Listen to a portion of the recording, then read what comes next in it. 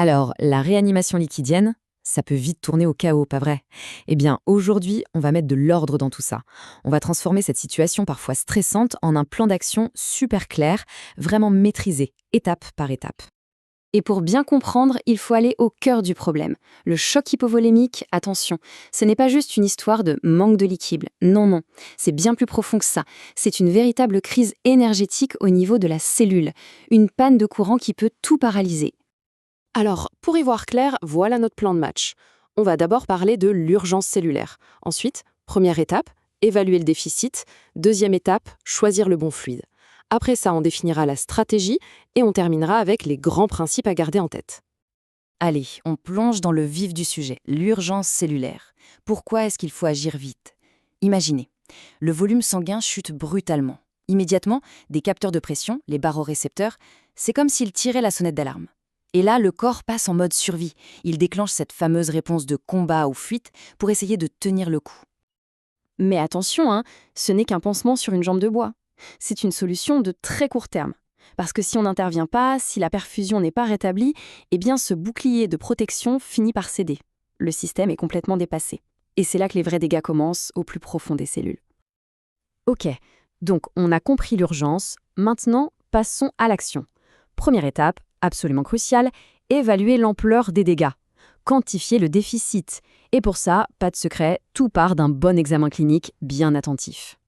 Alors imaginons un patient avec 5% de déshydratation. Là, les signes sont encore assez discrets, faut bien regarder.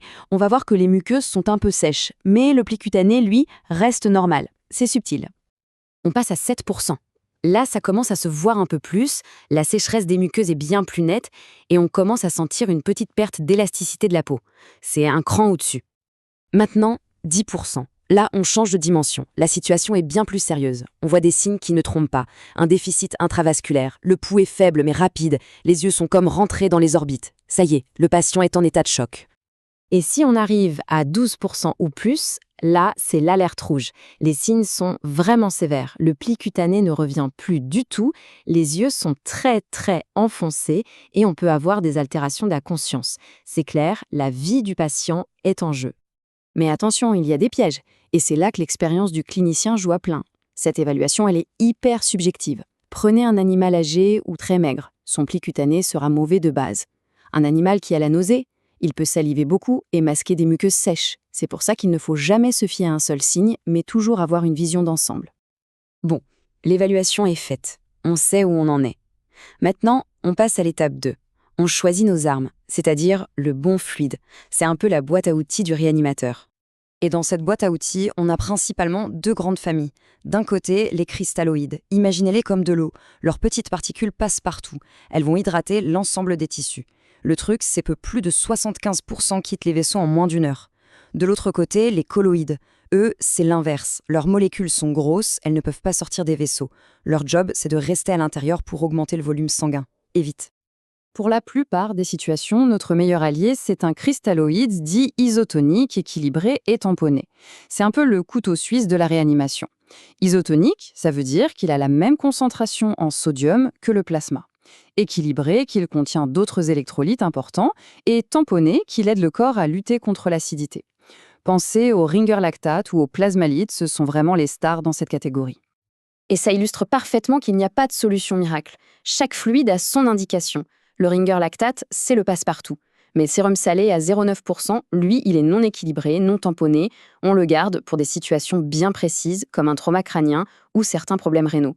Et les solutions hypotoniques? Alors là, c'est simple. Jamais, au grand jamais, en réanimation. C'est vraiment du cas par cas. Et parfois, on a besoin de sortir l'artillerie lourde pour une expansion de volume massive et rapide. C'est là qu'on pense aux colloïdes, comme les fameux HES. Bon, il faut en parler. Ils ont mauvaise presse à cause de craintes historiques de problèmes rénaux. Mais la source qu'on analyse ici est très claire. Malgré cette controverse, les données plus récentes, elles, ne montrent pas de risque rénal avec les solutions modernes, celles à 7% ou moins. C'est un point super important à noter. Ok, on a choisi notre fluide. Mais attention, ça ne fait que la moitié du travail. Maintenant, il faut définir la stratégie. C'est bien beau d'avoir le bon outil, mais comment va-t-on l'utiliser? Quel est notre but final? Parce que, et ça c'est contre-intuitif, le but n'est pas toujours de tout ramener à la normale. Parfois on vise même au-dessus. C'est la réanimation supranormale, par exemple dans un cas de sepsis pour vraiment inonder les cellules d'oxygène. Et d'autres fois, c'est l'inverse. S'il y a une hémorragie active, on va viser une réanimation hypotensive, c'est-à-dire qu'on va maintenir la pression juste assez haute pour perfuser les organes, mais pas trop, pour ne pas risquer de faire sauter le caillot qui est en train de se former. Du coup, la question qui se pose est évidente.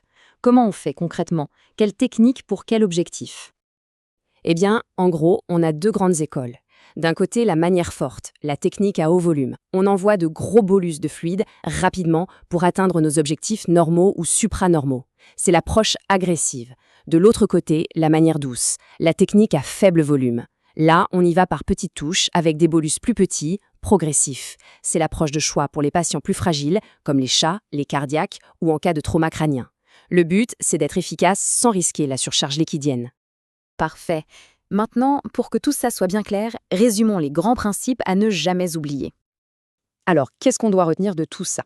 D'abord, et c'est le plus important, la fluidothérapie, ce n'est pas une recette de cuisine, c'est un plan sur mesure pour chaque patient. Ensuite, on peut utiliser des colloïdes pour diminuer la dose de cristalloïdes, c'est malin. Troisième point, on réévalue encore et encore, on ajuste le plan en permanence. Et enfin, des points de vigilance. On réchauffe activement un patient en hypothermie, surtout un chat, ça change tout pour sa réponse cardiovasculaire. Et justement, chez le chat, on y va toujours doucement, en faible volume, pour éviter l'œdème pulmonaire. Finalement, ça nous laisse avec cette question, qui est vraiment au cœur du métier. La réanimation liquidienne, est-ce une recette qu'on applique bêtement, ou est-ce une adaptation constante, dynamique à chaque patient unique? La vraie maîtrise, elle n'est pas dans le fait de connaître les doses par cœur, elle est dans la capacité à comprendre les principes et à les appliquer intelligemment.